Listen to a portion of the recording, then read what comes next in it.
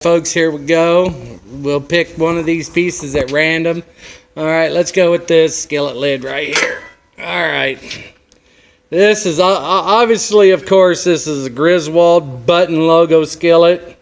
You can tell by that right there, the logo and the shape of it right here. And when you flip it over, you'll see the writing inside. This is a Griswold. Real easy one to tell.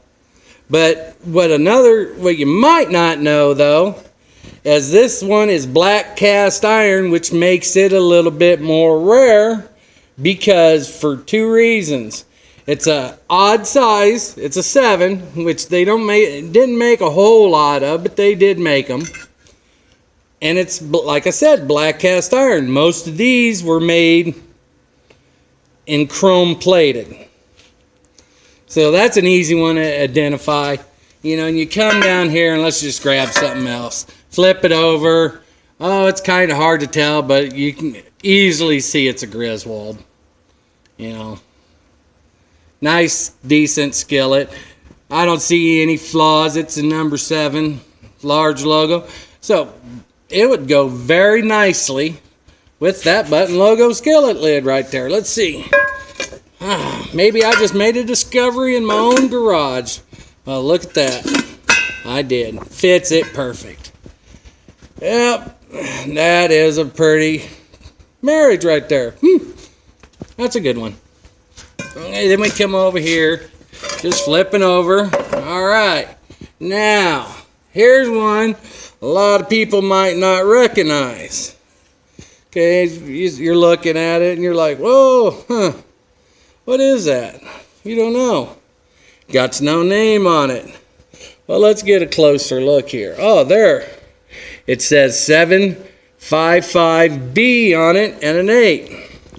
Well, that 755 right there tells me automatically this is probably a Griswold. Probably in one of their cheaper lines that they produced for the, I'd hate to say it, but the less fortunate people who needed cast ironware that couldn't buy the big name brand stuff. This is kind of like the cheaper version of it. But this is definitely a Griswold. Look at that heat ring. That handle tells you all day. And them markings right there. Dead giveaway. That's another Griswold. Okay, and we come down here. Well, what's this one? Okay, this is not cast iron. This appears to be aluminum with a plastic handle. Probably foreign made. Let's find out. Nope, it's not. It's a Wagner ware, Magnolite. Very nice cook pan, big line made by Wagner. Now, easy one to tell again. Hopefully I can grab one here that's a little more difficult. All right, oh, here we go. All right, hard to tell, hard to tell. It's definitely a Dutch oven. You know, you're looking at your ears and looking in the inside of it. Not really. Let me see here. Let's find if there's any types of markings.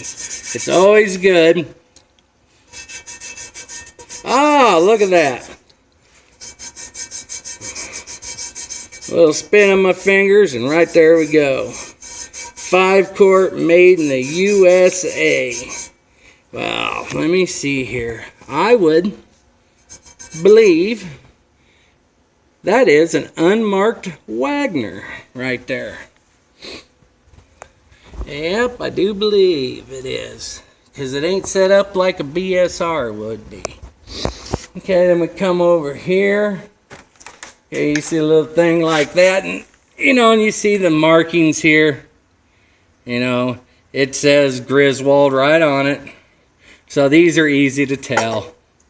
You know, and here's some cutting blades. And the only reason I know what these go to is because they went to a food processor right here, meat grinder, that I had picked up, and it's part of the accessories, and it's also an old Griswold. Alright, let me see here. Oh, here's one. Alright, kind of looks rough. Flip it over. Oh, I got some X there in the center. So I'd have to look this up. When you're in doubt on a piece of cast iron, don't guess. Because you know, unless you can pick it up for $10 or less, you know, I wouldn't buy anything you don't know what it is. Because just for that specific reason. But I am under the suspicion this is a Wagner. But when you're under question, the best thing to do is take pictures of it and post it up online asking questions in some of the collector groups and for sale groups and stuff like that on Facebook and Google and everywhere else. But I suspect that's probably a Wagner unmarked. I ain't for sure 100%, like I said, but I'm going to have to go look it up. And that's the key. That right there is the key to knowing what you're doing, is being able to research, read, you know, because if you go out at this blindly, you ain't going to be able to know what's what unless it's absolutely marked clearly. And here's another one that tricks a lot of people. All right. As you can see, it says Griswold right on the front. It's a store skillet display rack, but it's a reproduction. That face plate right there is aluminum. The best way to know if these are real or fake is take a magnet and stick it to the face plate right here. If it sticks, more than likely it's real, because the fake ones are all made out of aluminum. So, and you can see the differences. Just look how that's tacked together. Big, ugly rubber feet like that. You know, these were sold for $25, $35, and then people bought them thinking they were real. And then they just got all messed up in the market for people who don't know. All right, and you come around, you know, I got a good selection here. I bet you most of it's Griswold and Wagner and items like that. So we come over here, you know, and we got, well, of course, easily marked, easily read pieces of cast iron, Griswold again. You know, here's a Griswold aluminum trivet, another Griswold trivet. Oh, here we go. Here's a muffin pan. All right, see, no marks, so it doesn't say where it's from or give me any indicators who made it. So we got to look on the back. Okay, it says a #1 right there, so it's a #1 gem pan, but still got no maker's marks. And it is gate marked, bottom gated right here. And just by the looks of this piece of cast iron, you know, it's maker unknown, probably will never be known, but I'd say it's anywhere from 1890 up to about 1910, 1920, around there at the latest. It might be even a little earlier. You can never really tell with these when they were truly made to the year with these kind of items. But once I get this cleaned up, I probably picked it up for a few bucks, you know. Once I get this cleaned up and looking nice and stuff, it'll probably pull $30, $40 if I decide to sell it. You know, and see, look at all these different kind of items. You come over here, you always look for markings. Okay, I can barely see some markings on it because of the pitting a little bit here. Looks like somebody's painted this piece. And when you see paint, this is a good piece of advice. When you see paint, be cautious, because they painted that piece of cast iron for a reason. But just by them markings right there, I can tell this is a Griswold flat bottom cup. And I never noticed it before, but it also has a heat rim. I'm going to have to look into that. I never noticed that before. Okay, and we come over here to a bowl, flip it over. You always look at the bottom. Oh, that's a favorite Cookware Smiley logo. #4 Scotch bowl. Great big old baby.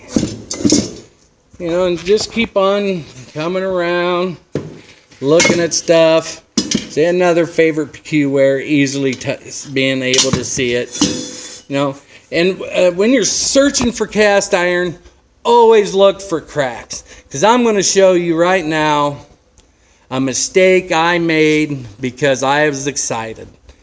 Right here, this piece right here, it had the trivet and the lid, and you know, and I was pretty happy about it, and so I threw it all, bought it.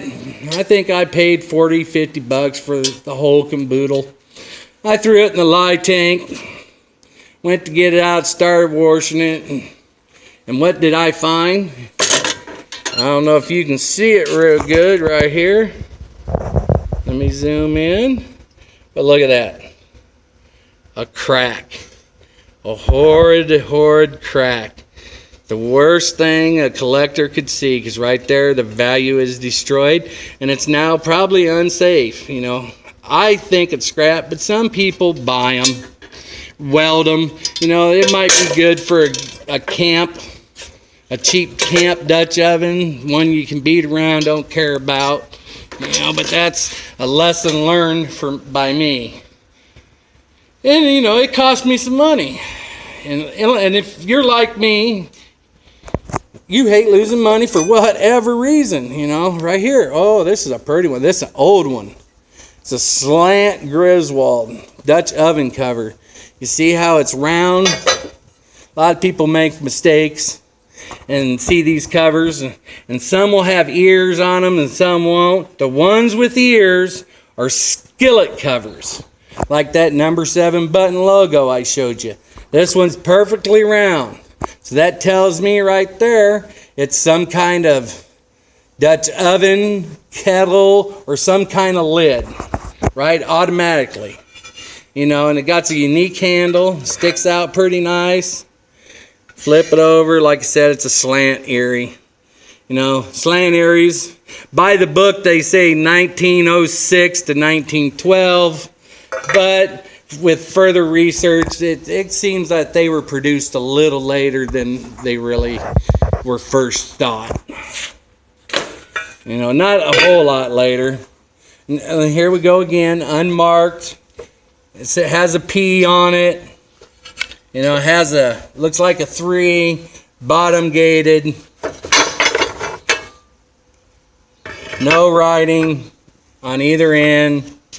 So it's another unmarked, unknown, probably will never be known piece of cast iron.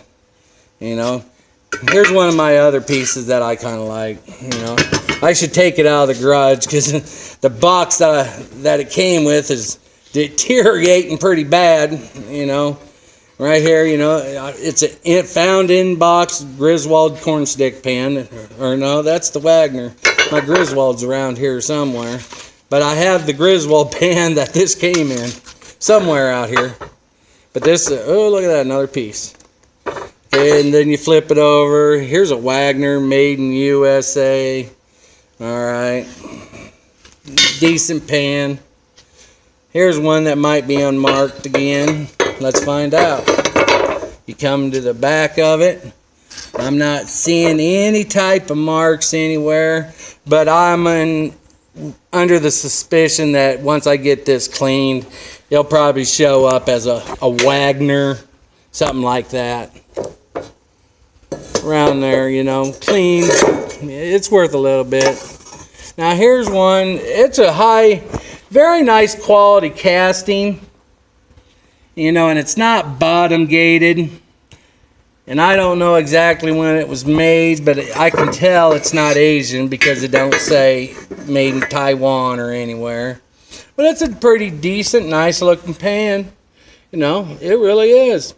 That one cleaned up will bring me $40-50. Don't sound like a whole lot, but it's a little treasure, a little victory for me and whoever else will find something like that. You know, and I got my little different number 4s. You know, and I know I got some in here that might not be in this pile, but oh no, these are number 3s, excuse me.